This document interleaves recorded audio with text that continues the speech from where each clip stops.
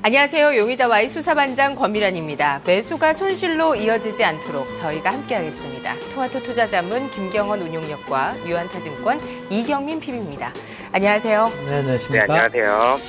오늘의 새 용의자 화면으로 소환하겠습니다. 월요일장 첫 번째 용의자는 은행주 기업은행, 두 번째 용의자 조화제약, 세 번째 용의자 코맥스입니다. 네, 수사를 진행해 보겠습니다. 첫 번째 용의자의 알리바이 들어보시죠.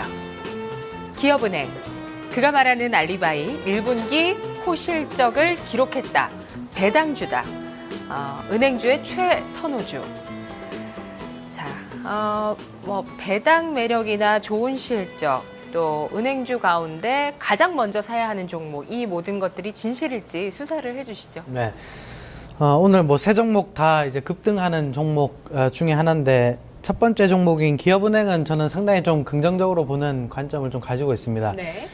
지금 시장이 우리나라가 유동성이 굉장히 좀 많이 올라와 있지 않습니까? 특히나 이제 유동성이 올라온 근거가 글로벌하게 보면 저금리 기조가 유지가 되면서 돈이 많이 풀렸던 거죠. 그래서 이제 은행주는 최근에 좀 오르고 있고, 그 전에는 유동성 장세에서는 많이 못 올랐었고, 근데 이제 다른 업체들이 저금리 기조로 인해서 유동성이 시장에 풀렸었기 때문에 전체적으로 증시가 많이 올라왔는데, 유동성이 빠지는 시그널이 저는 은행주가 상승하는 시그널과 거의 동행하다라고 네. 보는데, 왜냐하면 은행 지표의 실적 지표에 가장 중요한 게 이제 순이자 마진이라고 하는 님이라고 하는 지표가 있는데, 그 지표는 시중금리와 정확하게 동행을 하게 됩니다. 동행을 하게 되는데, 그러면 이제 앞으로 시중금리가 바닥을 찍고 한국은행 측에서는 한 번 더 기준금리에 좀 인하할 가능성이 있는데, 그거 인하하고 나면 이제 미국도 금리를 올려야 되고, 이제부터는 네. 우리나라도 금리 더 이상 떨어질 때가 없습니다. 그리고 그렇게 되면 순이자 마진이 떨어질 때가 더 이상 없다는 거죠. 그러한 논리가 작용을 하면서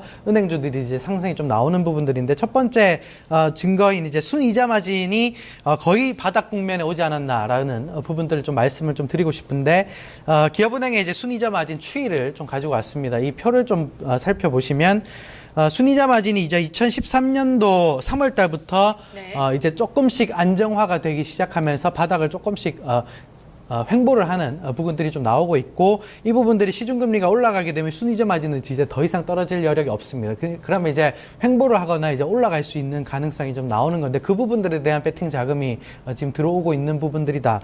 좀 이렇게 말씀을 좀 드리고 싶고, 차트가 이제 좀 나왔는데, 전체적으로 이제부터 순이자 마진이 더 이상 떨어지지 않고 있습니다. 더 이상 떨어지지 않고 있고, 이제부터 금리가 올라갈 가능성이 좀 더 많기 때문에, 물론 이제 시간을 좀 두고 봐야 되는 부분들이지만, 순이자 마진은 이제 바닥을 찍고 좀 올라갈 것이다.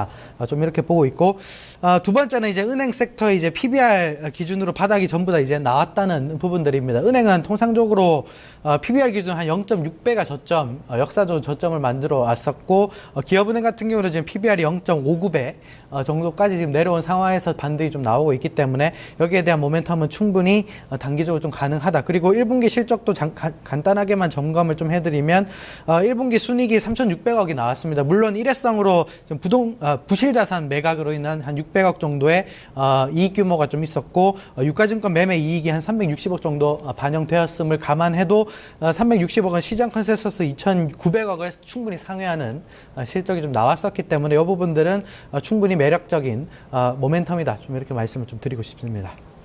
네, 지금 고점을 경신해 나가는 모습인데요. 결국에는 지난해 한 연말부터, 지난해 4분기부터 지금까지는 기업은행은 0.6배 이하에서 거래가 된 거군요. 네, 그렇죠. 예, 지금 현재 주가 6%의 강세지만 여전히 역사적인 PBR 저점에 놓여 있다. 이제 또 기준금리 미국 쪽의 인상 시기를 봤을 때 충분히 반등의 모멘텀이 있겠다.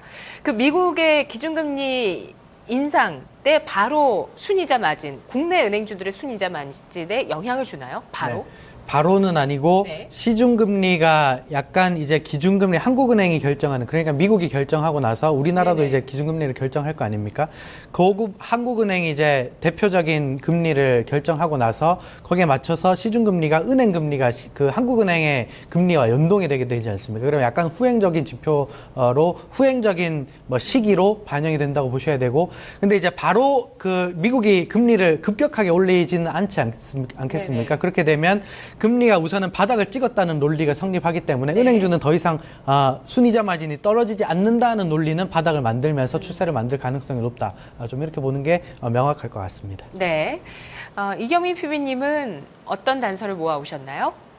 네, 뭐 기본적으로 기업은행 1분기 실적을 한번 가지고 나와봤습니다. 실적 같은 경우 뭐 제가 준비한 표를 보면 1분기 영업이익이 뭐 한 1,300억 뭐 이 정도 났고요. 뭐 순이익으로 놓고 본다라고 하면 한 3,700억 정도 이 정도 발생이 됐습니다. 뭐 앞서서 말씀을 굉장히 잘 해주셨는데 순이자의 이익 부분에 있어서 굉장히 조금 견조한 그런 모습을 좀 보여주고 있었고요. 최근에 뭐 안심전환 대출이나 아니면 기타 기준금리 인하하면서 이쪽 순이자 마진 부분에서 좀 많이 좀 감소를 했었는데요. 지금 기업은행 같은 경우는 뭐 다른 은행들에 비해서 한 3bp 이 정도 하락에 그치면서 굉장히 좀 방어를 잘했다라고 보여지고 있습니다. 이런 부분이 앞으로 한 차례 정도 금리 인하는 더 될 수 있다라고 하지만 미국이 금리 인상을 하면 우리나라가 한 6개월에서 1년 정도 시차를 두고서 금리 인상을 하는 모습을 확인할 수가 있는데요.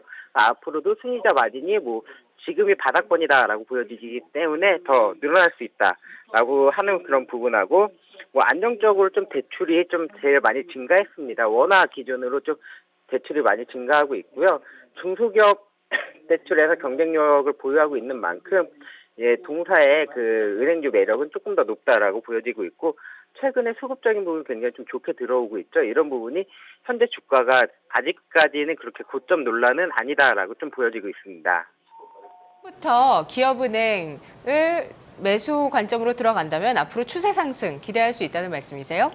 예, 지금 자리에서 추가적인 상승도 충분히 기대할 수 있을 것 같습니다. 네, 추세적인 상승까지도 보시는 건가요? 예, 일단 뭐 기업은행 같은 경우는 그 오버행 이슈가 좀 있었어요. 뭐 이쪽 대주주가 좀 그 주식경제부기 때문에 그쪽 지분을 5% 정도 내다 팔았고 그런 부분이 뭐 동사 주가 상승에 있어서 약간 억제되는 그런 모습이었었는데요. 작년에 뭐 그런 부분이 다 완화가 됐고 앞으로 배당 매력도 있기 때문에 지금 5월이죠. 그러니까 배당 매력이 높아지는 게 보통 한 8월 정도 될 것 같은데요. 앞으로도 뭐 지속적으로 나빠질 건 없다. 그럼 추세적으로 지금 받는 구간에 진입했다라고 보여지고 있습니다.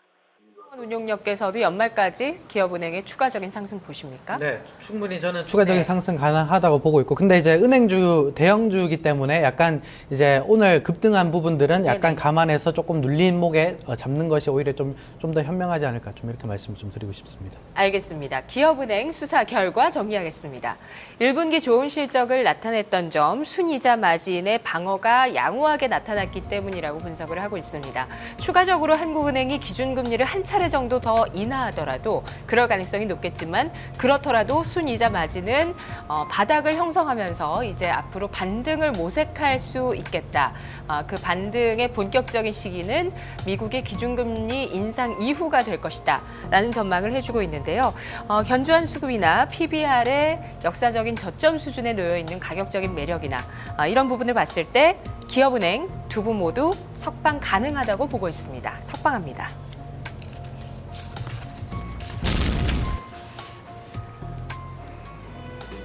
네, 두 번째 용의자 조화제약. 정말 지금 시장에서 또 단기적으로 관심이 뜨겁게 달아오르고 있는 분야인데요. 백소 대체제로 급등한다. 단기 테마 형성 가능하다. 백소 대체제가 거래일수로 한 2거래일 정도 강세를 네. 보였나요? 네. 네. 네, 우선은 기대 심리로 움직이는 거라는 건 우리 인정하고 가죠. 저는 근데 실질적으로 숫자가 나오지 않으면 회사가 단기적인 뭐 이 테마로 형성이 돼서 네. 올라가는 부분들은 조금 위험하다고 생각을 하기 때문에 건바할까요? 네, 저는 오늘 좀 강한 수사 결과를 좀 가지고 왔는데 네. 이 회사의 이제 사업 보고서를 가 보시면 회사가 참 정체가 되어 있는 회사라는 걸 느낄 수밖에 없을 것 같습니다. 제가 우선 첫 번째로 가지고 온 부분들이 이제 적자를 계속적으로 좀 기록하고 있다라는 부분인데 우선 사업 보고서를 한번 좀 살펴봤으면 좋겠습니다. 이 계속 적자가 나오는 이유를 좀 한번 보면 네. 2014년이죠. 그러니까 작년에 19기였고 2013년도가 이제 18기였습니다. 18기였는데 표를 제가 품목별로 제품 품목별로 그 매출 성장 추이를 좀 가지고 왔습니다. 이 사업 보고서를 가보면 이 품목 추이를 좀 볼 수 있는데 최근에 급등하는 게 이제 이 회사가 그 내추럴 엔도텍이 이제 백수호궁이 이제 여성 호르몬을 이제 좀 향상시킬 수 있는 제품인데 요거에 대한 대체제가 에스트로 A라는 이제 그거를 이제 출시해서 최근에 급등하는 건데 이 회사의 대부분의 매출을 차지하고 있는 품목입니다. 품목을 좀 보시면 조아바이톤군이라고 해서 이제 수험생들이 많이 먹는 약이라고 합니다. 이 저는 기억력. 잘크톤이 네. 익숙해요. 네. 요거 애기 엄마한테 잘 사먹이는 네. 건강 보조 식품이더라고요. 잘크톤, 아연 같은 거 들어있는. 네, 어린이 건강 음료. 건강 음료군요. 네, 잘크톤이라는 부분도 있고 기억력 개선, 지구력 증진을 위한 뭐 조아바이톤군 이게 수험생들이 많이 먹는다고 하고 네. 그 밑에 단으로 매출 비중이 좀 높은 게 뭐 5% 정도 되는 게 이제 헤포스군이라고 해서 간장 질환 치료제 네. 이런 부분들이 있는데 지금 매출 추이를 보면 꾸준히 증가하는 부분들이 전혀 없습니다. 그러니까 다 정체되어 있는 매출이고 네. 총 제품 소개를 보면 2013년도에 매출이 한 415억 원 정도 좀 나왔었는데 2014년 작년에 연말 결산 기준으로 375억 원 정도 매출이 나왔었기 때문에 뭐 지금 뭐 여성 그 갱년기 증상 그 일반 의약품의 에스트로정 A를 제외하면 전반적으로 성장하는 품목이 아무것도 없다. 라는 부분들이 가장 개인적으로 좀 걸리는 부분들이고 그래서 계속 적자를 좀 기록하고 있는 부분이다. 좀 이렇게 말씀을 좀 드리고 싶고 네. 두 번째는 이제 취급 품목 중에 성장 품목에 한계가 있다는 부분들인데 물론 이제 에스트로정 이 부분들이 이제 2015년에 출시된 상품이기 때문에 요거에 대한 매출 추이를 향후에 뭐 내추럴 엔도텍이 이제 판매를 못하게 되면 그 부분들에 대한 반사 수혜를 받을 수 있을 것인가에 대한 부분이 기대감으로 작용을 할 수 있지만 지금 당장의 매출 성장 품목에 한계가 있다. 라는 부분들을 명확하게 좀 말씀을 좀 드리고 싶고 그리고 에스트로 A 정이 이제 2015년 4월 달에 출시된 부분입니다. 근데 4월 달에 신제품이네요, 네, 진짜. 신제품인데 네. 4월 달에 출시됐는데 이 부분들은 2분기 실적이 나와서 실질적으로 숫자가 나와주는 그러니까 내추럴 엔도텍이 백수호궁을 못 팔아서 상대적으로 이쪽에서 수요가 좀 올라왔다라는 네. 부분들이 가시적으로 나와야 시장에서도 기관 쪽에서나 외국인 쪽에서 집중적으로 매수가 들어가지 지금 당장의 기대감으로 올라가는 부분들은 네. 전혀 숫자로 올라가는 부분들이 아니다라는 걸 명확하게 좀 말씀을 드리고 싶고 지금 시장이 워낙 정체되어 있는 상황이기 때문에 이런 테마성 움직임들이 굉장히 좀 많이 일어날 겁니다. 특히나 네. 내추럴 엔도텍이 지금 하한가를 계속 맡고 있는 입장에서는 이러한 부분들이 단기적으로 좀 이러한 부분들을 확실하게 확인을 하고 투자하는 게 오히려 굉장히 좀 바람직하다. 좀 이렇게 말씀을 좀 드리고 싶습니다. 네, 그러면 백소 대체제 전반적으로 다 검거 의견 갖고 계시는 건가요? 네, 저는 체포 의견을 좀 드리도록 하겠고 2분기 실적이 나오더라도 숫자가 실질적으로 뭐 대체 효과가 있을까에 대한 네. 부분은 굉장히 좀 개인적으로는 좀 보수적으로 좀 보고 있는 입장입니다. 알겠습니다. 이경민 PB님, 조화제약에서 출시한 그 갱년기 여성을 위한 제품이 치료제인가요? 아니면 뭐 건강 기능성 식품인가요? 예, 치료제는 아니고요. 건강 기능 식품입니다. 이쪽 부분을 뭐 반드시 먹어야 된다 이런 부분도 아니고 먹으면 뭐 확실히 효과가 있다라고 입증된 그 의약품은 아닌 거죠. 그러다 보니까 지금 뭐 내추럴 엔도텍에 좀 문제가 좀 많이 됐었죠. 지금 오늘도 뭐 한가 들어가 있는데 그거에 따라서 반사 이익을 뭐 얼마나 늘릴 수 있을지 모르겠지만 뭐 반드시 필요한 부분이 아니다라고 하면 제가 보기에 지금 증시의 움직임은 뭐 조금 이상적인 흐름이다라고 보여지고 있습니다.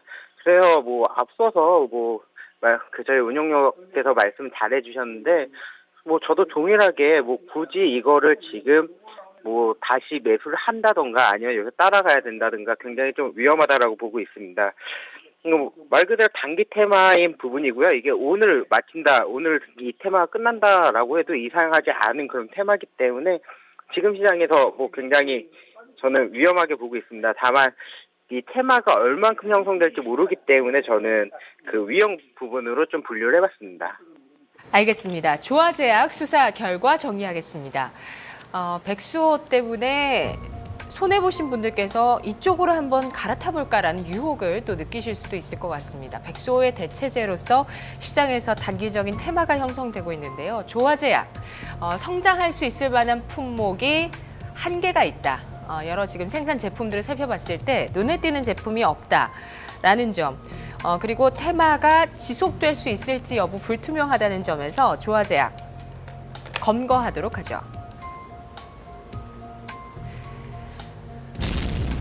자, 다음 세 번째 용의자를 만나보겠습니다. 세 번째 용의자, CCTV로 또 달궈지고 있는 코맥스, 어린이집 CCTV 의무화, 실적 개선으로 이어질 것이다. 이건 좀 숫자로 나올 가능성이 있을 것인지 이것도 따져보면 뭐 결론은 나올 것 같습니다. 네. 어떻습니까?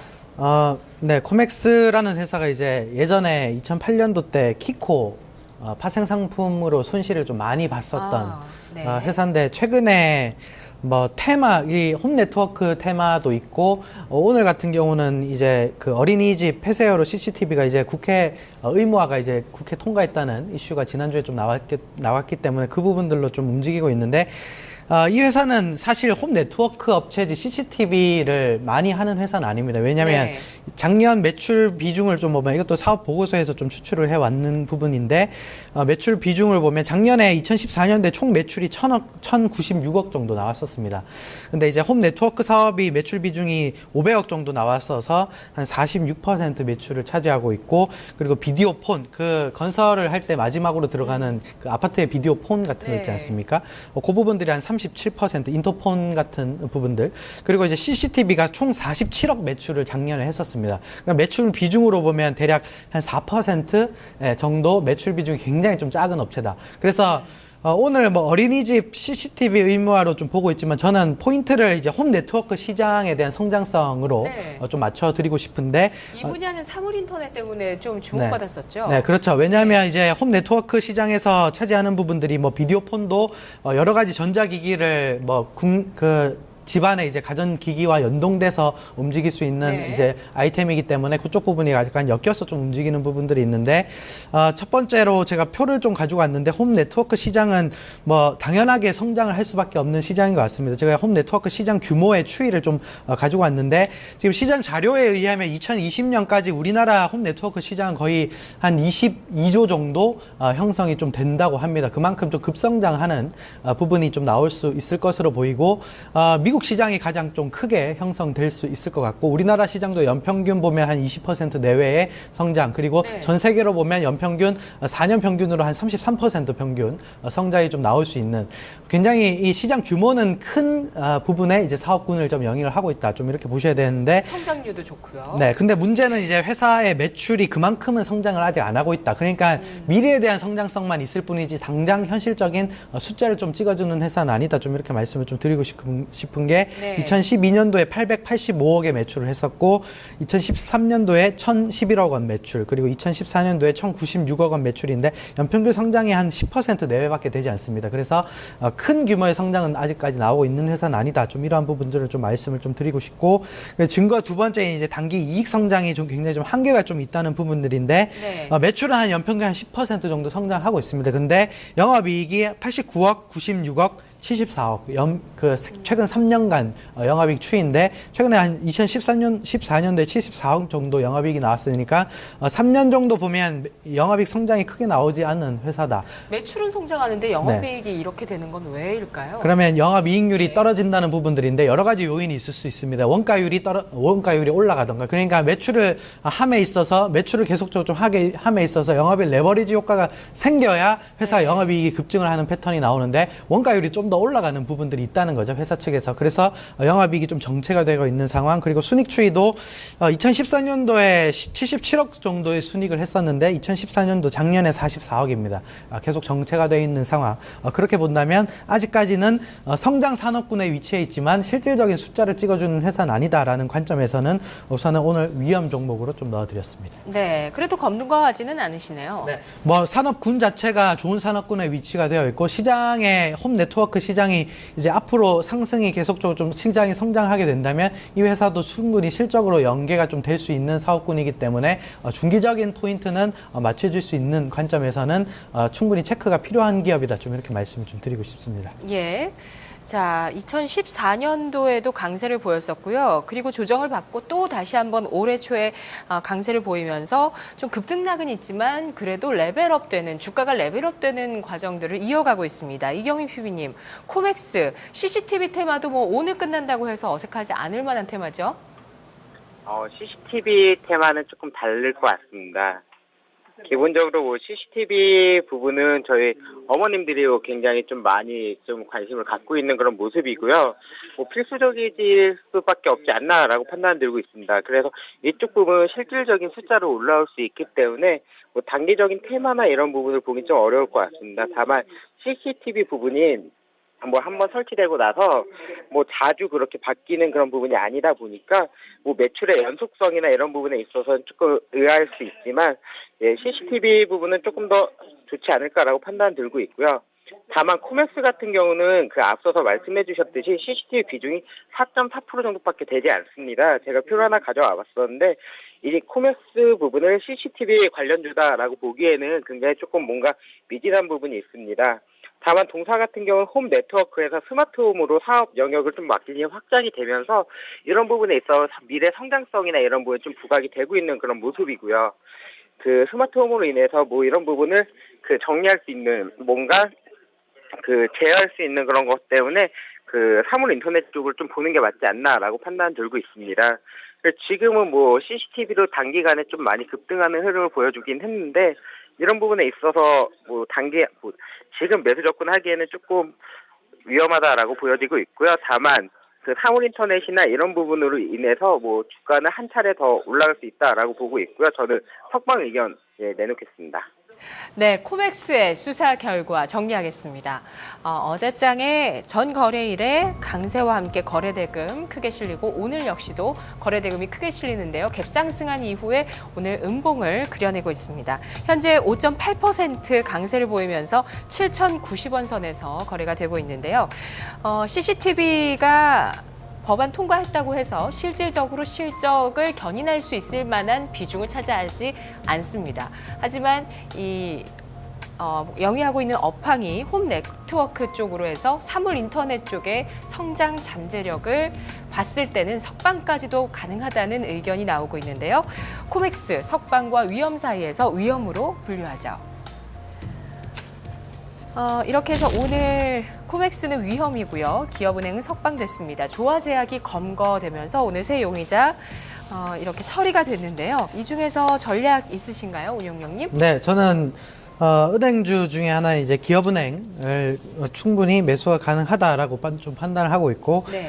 기업은행이 시가배당률이 대략 계산을 좀 해보면 한 550원 정도 예상이 되니까 한 3.7% 정도 됩니다. 시가배당률이 은행주 중에서는 가장 탁월한 배당을 좀 주지 않나라는 부분들을 좀 말씀을 좀 드리고 싶고, 그리고 금리가 이제 올라가는 수순만 남았기 때문에 은행주는 더 이상 떨어지지 않는다라는 논리가 명확하게 좀 성립을 하는 종목이기 때문에 충분히 매수가 가능하다라고 말씀을 좀 드리고 싶고, 매수가는 오늘 좀 올라가고 있기 때문에 매수가는 조금 조정받는 권역에서 15,300원에 매수, 그리고 목표가는 17,000원, 그리고 손절 라인은 14,000원으로 잡아드리도록 하겠습니다. 네.